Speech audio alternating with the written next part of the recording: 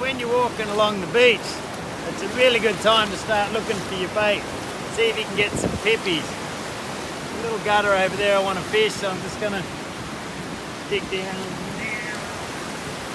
And you'll feel that hard shell under your feet. That's an awesome bait for bream. See how we go. Well, folks, it's not every day you land a bream of that ilk. Like that is absolutely pushing 40 centimetres, if not more. And all on the pippies that we collected earlier, just walking along the beach. And not to mention, biting it on this light gear.